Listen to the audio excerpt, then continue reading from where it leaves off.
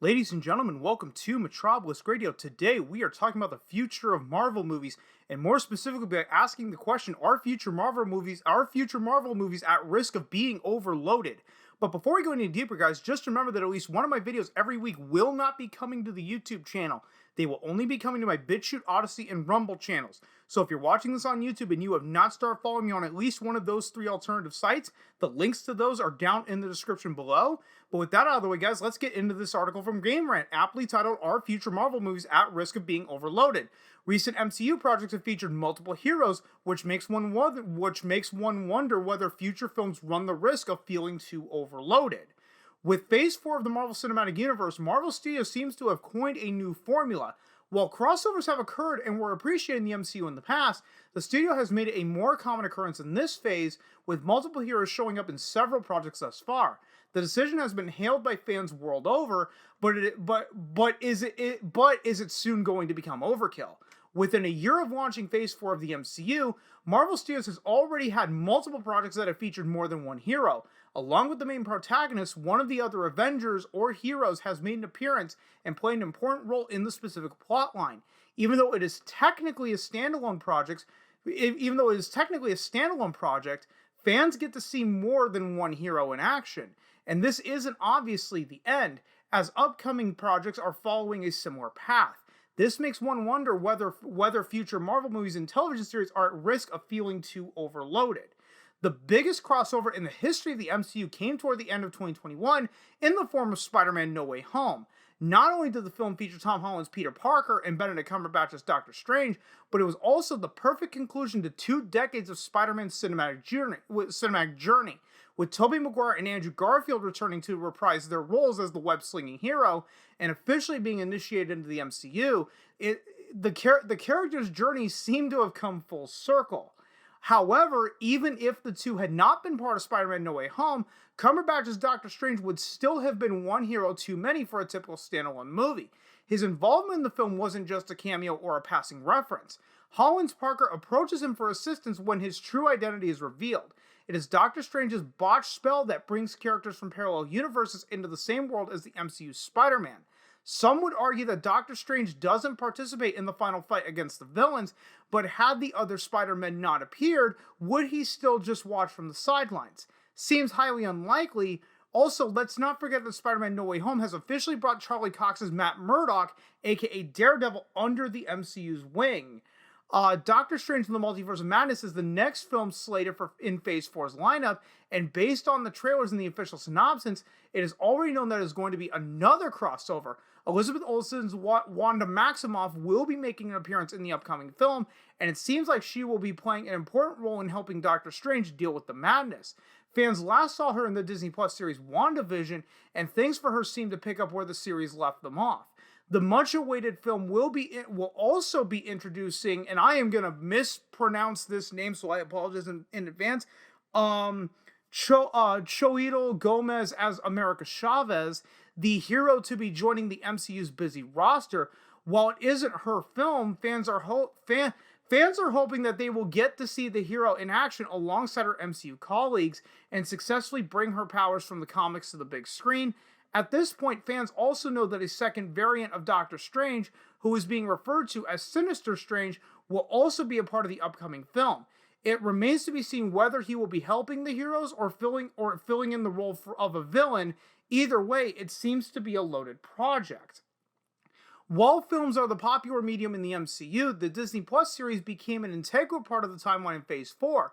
One of the series with a crossover was Hawkeye, which brought the MCU's favorite Archer to the small screen, but he wasn't the only hero soaking in the limelight. Haley Steinfeld's Kate Bishop was inducted into the list of superheroes. Her chemistry with Florence Pugh's Yelena Belova became the talk of the town, especially after they shared very meaningful dialogues about the Avengers in one of the episodes. The series also brought Vincent D'Onofrio's Wilson Fisk, aka Kingpin, into the MCU fold, another Daredevil alum. One of the other MCU films in the series last year featured multiple heroes or a connection to a previous project.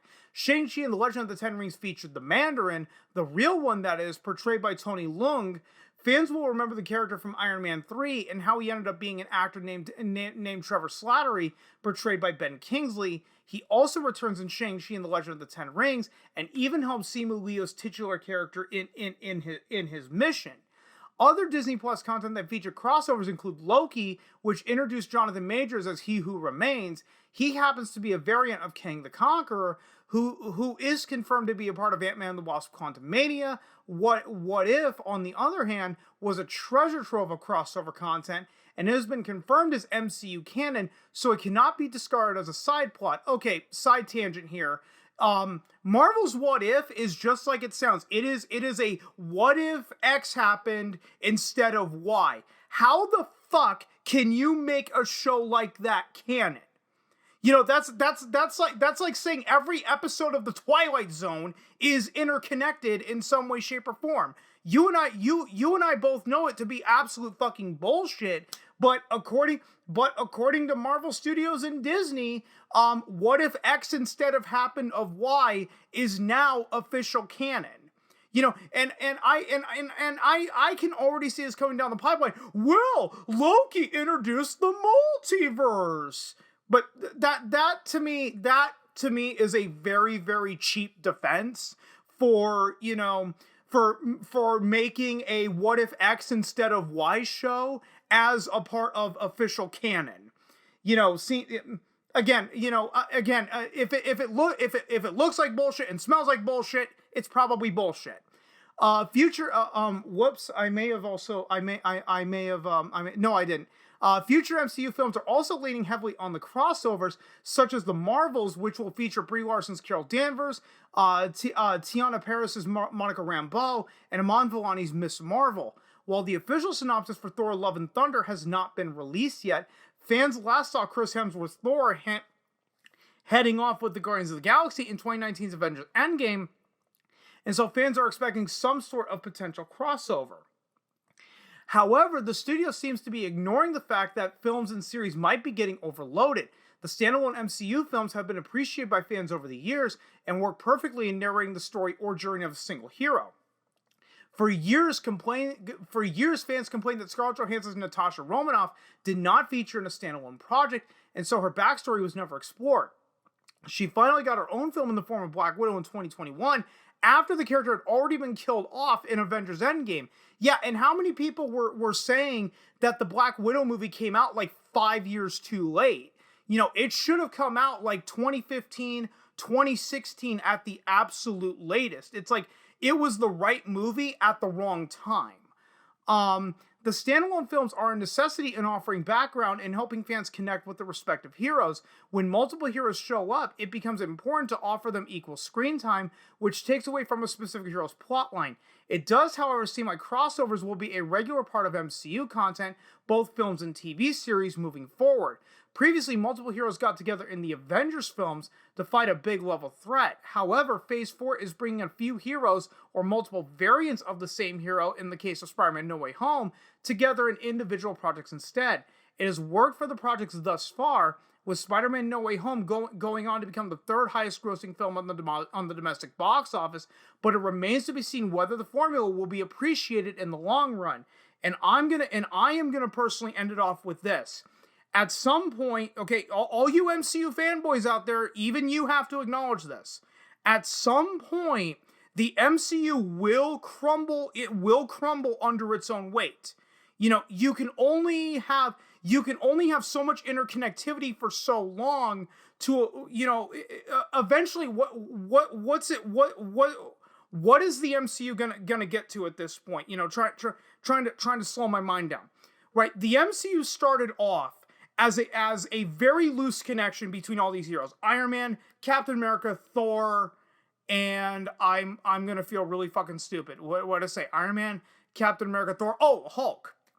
I knew, yeah, I know, I already sound fucking stupid. But if you go back and watch Phase 1, the connectivity between those heroes was very, very loose. And you have to remember, back in 2008, 2010, 2011, post-credit scenes were not a thing. So most people had no idea about the Nick Fury cameo in Iron Man because it was handled as a post-credit scene. Nowadays, it's the fucking norm. But ever since Thor: The Dark World, Thor: The Dark World on, every single movie and TV show had to be interconnected, come hell or high water. That's fine in the beginning, but what's eventually going to happen is the casuals are going to drop off. It's natural for any film franchise. There is a law of diminishing returns. The more movies you release, the less money you're going to make. The more audience is going to leave. It even happened with the original Star Wars trilogy, for crying out loud. So what's going to happen? Let's say a casual fan tries to come back. I'm just going to use 2024 as an example. I'm pulling it out of my ass here. So casual fan tries to come back in 2024. Let's say they left around, let's say they left around Civil War, like 2016. That person's now going to look like, oh my God, now there's like 30 different movies and like 15 different TV shows that I now have to watch in order to understand what the fuck is going on. Fuck this, I'm out.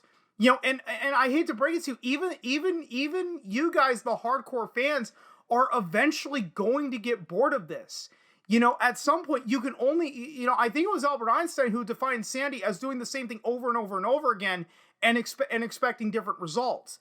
Let's be honest, the Marvel Studios has tended to make the same movie since many people put it around Guardians of the Galaxy. I put it around the Avengers.